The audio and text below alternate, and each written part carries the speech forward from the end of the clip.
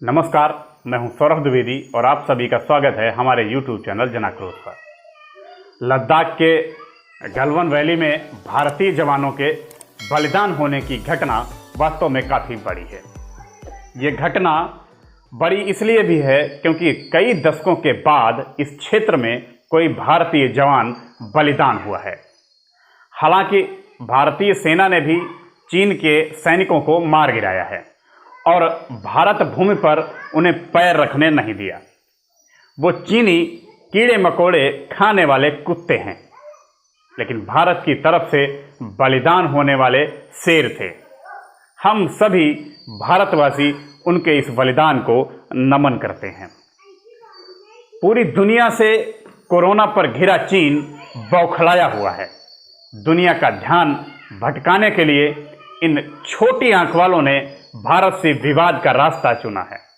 लेकिन अब ये भारत 1962 वाला भारत नहीं है, ये 2020 का भारत है जो मुंह तोड़ जवाब देना जानता है। पूर्व में भारत को लेकर चीन का रवैया कैसा रहा है, ये किसी से भी छिपा नहीं है। उसकी कारगुजारियों की वजह से ही वर्ष 2017 में डोकलाम विवाद पैदा हुआ था, जो करीब 72 दिनों तक चला था। इस दौरान दोनों सेनाएं आमने सामने मौजूद रही थीं, लेकिन अंत में कूटनीतिक रास्ते से इसका हल तलाशा गया और ये मामला सुलट गया। अब वो अपने उसी इरादे के साथ फिर से सामने आया है। हालांकि इस बार भी भारत ने बातचीत को लेकर अपनी नीयत और नीति दोनों ही स्पष्ट कर दी हैं। जब से केंद्र में भाजपा सरकार का गठन हुआ है, तब से सरकार की तरफ से एक बेहद स्पष्ट तौर पर कहा गया है कि पाकिस्तान से गुलाम कश्मीर समेत गिलगिट और बाल्टिस्तान का पूरा क्षेत्र वापस लेना है।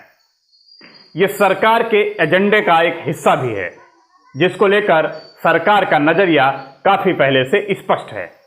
वहीं दूसरी तरफ सरकार ने 1962 के बाद चीन द्वारा अवैध रूप से हथियाए गए भारतीय क्षेत्र अक्साई चिन को भी भारत ने वापस मांगा है। यह पहली बड़ी वजह है जिसको लेकर चीन भड़का और बौखलाया हुआ है।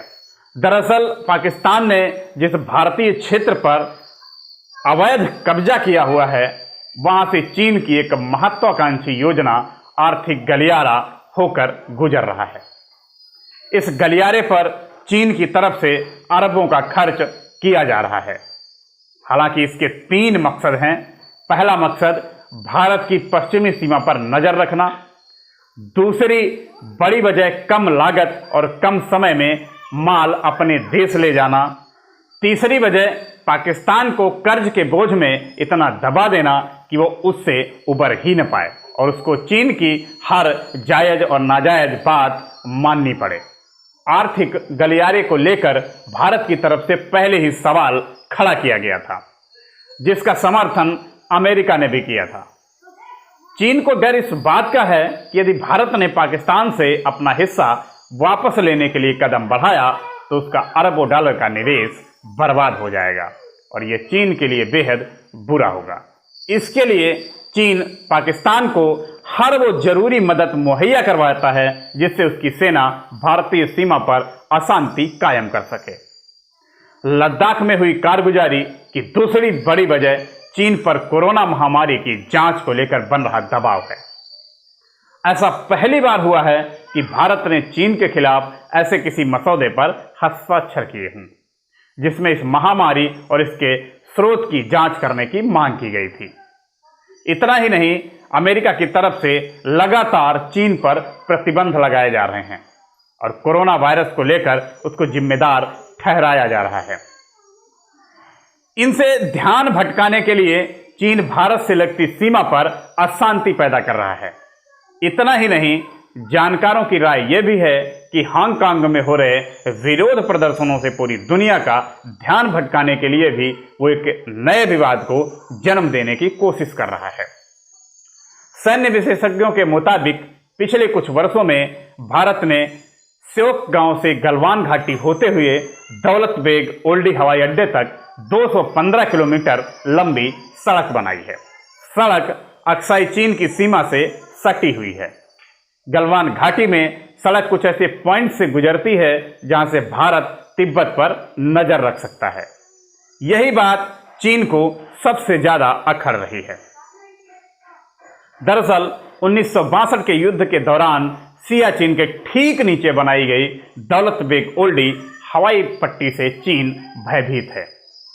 यह एयर स्ट्रिप लगभग 46 साल बंद रही। मई 2008 में तत्कालीन vice air marshal Pranab Kumar Barbora ने एक मालवाहक हवाई जहाज को इस कच्ची हवाई पट्टी पर उतारा था और पिछले वर्ष इस हवाई पट्टी को मजबूत कर इस पर वायुसेना का सबसे बड़ा मालवाहक जहाज ग्लोब मास्टर उतारा गया। तब से चीन बौखलाया हुआ है। पिछले कुछ वर्षों में पूर्वी लद्दाख में 4 हवाई पट्टी और 66 सड़कें बनाई जा रही हैं। इनमें अधिकतर लगभग तैयार हैं। इन पर लड़ाकू विमान भी उतारे जा सकते हैं। वैसे तो चीन ने भी भारतीय सीमा तक सड़कें बना रखी हैं, लेकिन अब जब भारत अपनी सुरक्षा को मजबूत कर रहा है तो चीन को यह हजम नहीं हो रहा है। सब्सक्राइब कीजिए हमारे चैनल जनाक्रोश को और घंटा बटन दबा लीजिए और पाइए सबसे पहले न्यूज वीडियो व्यूज के साथ हमारे चैनल।